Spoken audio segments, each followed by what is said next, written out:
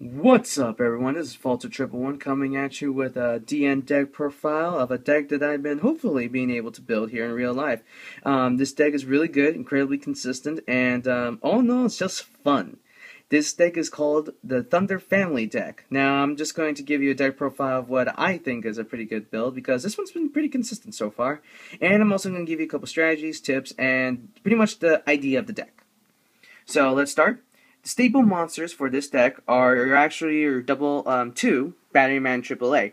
The reason why you want to run this card at 2 is because of its effect. Whenever this card's normal or flipped, you can special summon another Battery Man AAA from your hand or graveyard. So this card is kind of a minus if you have 2 in hand, but a plus if the other one's in your graveyard. So I definitely do like this card, and I will explain to why you want to run this card later.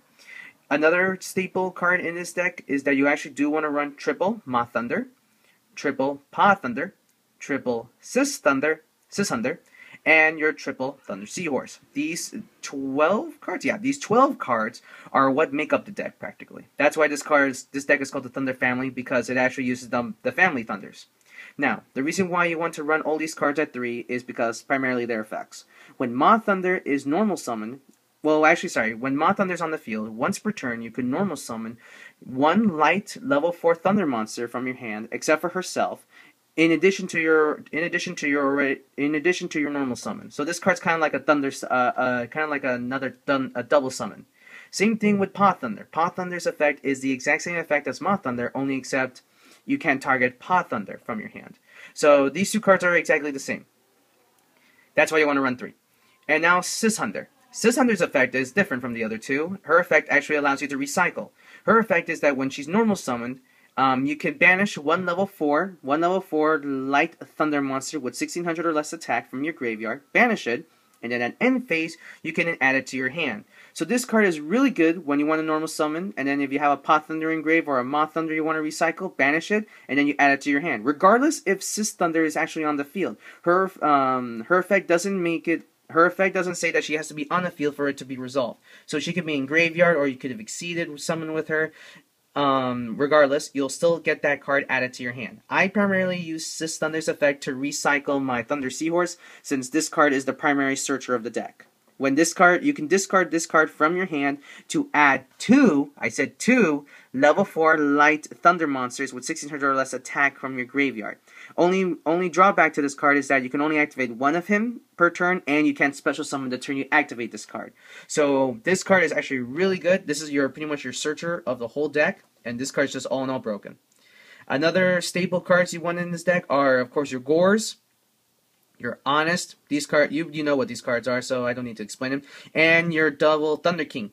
At first, I thought that Thunder King was dead in this deck. I actually thought it worked against it, but now in later duels, like against like Dino Rabbit or other decks, this card is actually really good to stall a few turns till you get your engine of the deck going. I'm now going to talk to a tech choice that I actually added into this deck, and it's Summoner's Monk. This card is very good in this deck. In case some of you guys don't know, when this card is normal summon, it's automatically changed to defense. And its effect is you can discard one spell card. As you can see, we run 14 spells to special summon one level 4 monster from your deck. Now, the only drawback to this card is that the monster you special summoned can't attack. That doesn't mean that its effects are negated. So that means that I can use Summoner Monk's effect to ditch a useful spell in my hand, to special summon, say, Pa Thunder, or maybe even Moth Thunder, and then use Moth Thunder or Pa Thunder's effect to summon, say, if I summon Moth Thunder to normal summon Pa Thunder that's in my hand, or I special summon Pa Thunder to bring out Moth Thunder. Or I can even use the effect to call out Battery Man AAA, and its effect will kick in if I so happen to have the second one in my grave or already in my hand. So Summoner's Monk is a very good card to special summon your level 4 monsters. Furthermore, you could also use this card's effect to bring out your Thunder King Ryu. Thunder King Ryu's effect doesn't say that it can't be special summoned. So you can pretty much use this card to search out, to special summon from your deck any monster except for your Gores. So I highly recommend putting Summoner's Monk in here. A few other choices, primarily sides that I want to say into this deck are your Veilers. I honestly say Veiler is actually a pretty good choice, but right now I took all 3 of them out. I also want to say Vian Prism because of this card's effect, which is that whenever this card is sent from monster card zone to the graveyard, you could then pay 500 life points to equip this card to one monster you control, and that monster gains 1,000 till the end of the battle step. So this card pretty much makes any monster you have a beat stick, but seeming as though I don't run Synchros, I just run Exceeds monsters, then I honestly do not like running this card. Another tech choice I want to say is Silver Sentinel because this deck kind of like this deck is like it's like a meta deck trying to stop your opponent from doing plays, and if your opponent uses, I don't know, heavy or MST, you can then use Silver Sentinel. It's just broken to your opponent. So this is my monster lineup. I'm now going to go to my spells. Spell lineup is kind of stable. It's Dark Hole, your Heavy, your Reborn, your MSTs. Avarice, I honestly say Avarice is a very good card in this deck because you can kind of go through your monsters pretty quickly in this deck. So Avarice is a good recycling card. Also your Dualities. If I may say, a very good opening hand for this deck is when you open up with a Duality and your Thunder Seahorse. Because once you do that, you could then use Duality to look at the top 3 cards from your deck, then add, and then you can use Thunder Seahorse's effect to add 2 the lightning monsters. So you pretty much just ditch 2 cards to add 3 cards from your deck. So this combination I really like it, and I love it as an opening hand. The only drawback is that you can't really special summon, but this deck normal summons. It hardly ever special summons, except for when you're doing Exceed summoning, and in my case, when I'm having my Summoner's Monk and Battery Man. But I usually use these cards for later in the duel after I already used Thunder Seahorse or Pot of Duality. So I absolutely love the opening hand with a Duality and a Thunder Seahorse. Another card that I think it's a tech in this deck. I'm not entirely sure if it's a staple yet, but I definitely say Recycling Batteries because this card is, as the name suggests, it recycles your monsters. You can add 2 Thunder monsters with 1500 or less attack from your graveyard to your hand. So I absolutely love this card in my deck because it pretty much lets me recycle almost all my Thunders. It recycles all the family Thunders and the Battery Mans. It just doesn't recycle my Thunder Seahorse or Thunder King. So that's the only drawback I don't like about this card. But if you want to recycle your Thunder Seahorse, just use this Thunder's effect. A tech that I actually love to put in almost all my decks is Shrink. This deck hardly runs any beat sticks, so I absolutely love Shrink in this deck because, for one thing, is that it hyphens your opponent's monster's attack points. It's a quick play spell, so you can activate it during your opponent's turn, and no one really expects it coming. No, I hardly see anyone running Shrink in their decks, so I absolutely love Shrink because it kind of gives that added surprise, and people don't see it coming.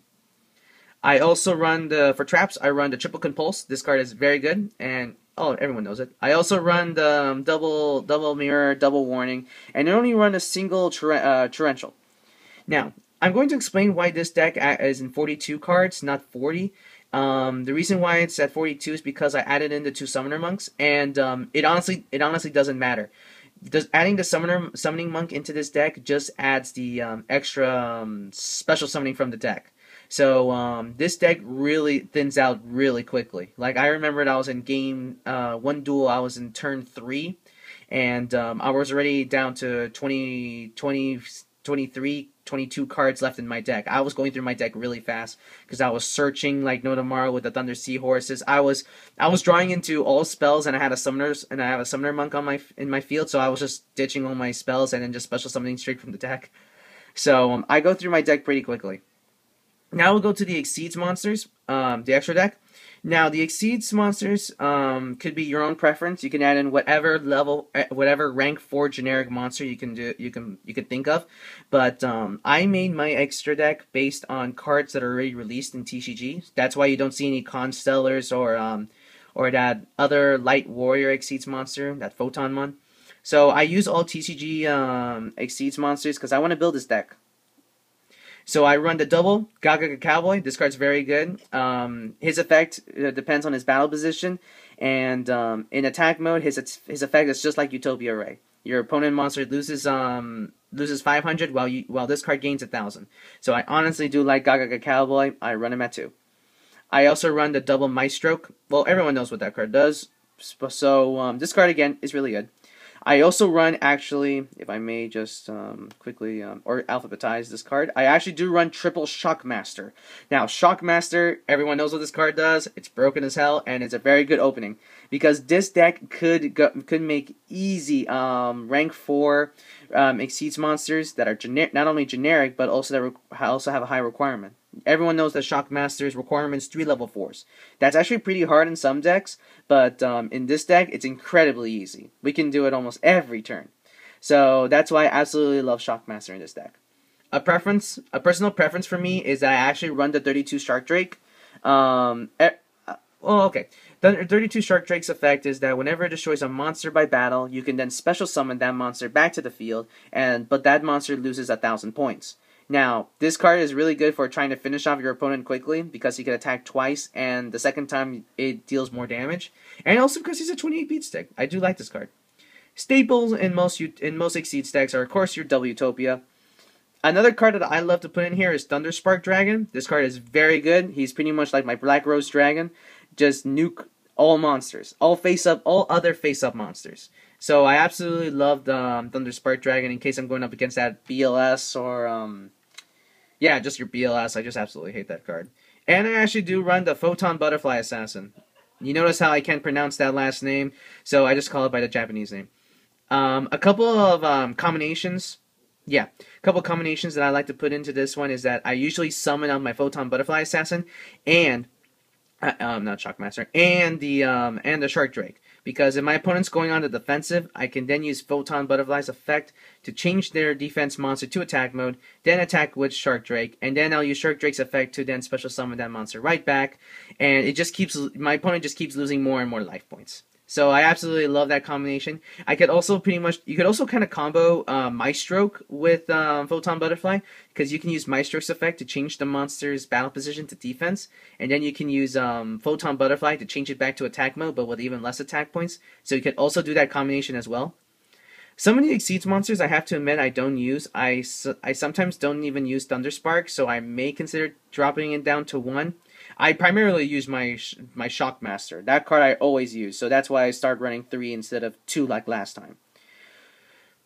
So this is the deck profile of Thunder Family. Let me just go over a little bit of what the deck does. Like I said before, I think that this deck primarily normal summons, and the major engines of the card of this deck is your Thunder Families and the Thunder Seahorse and the Batterymans.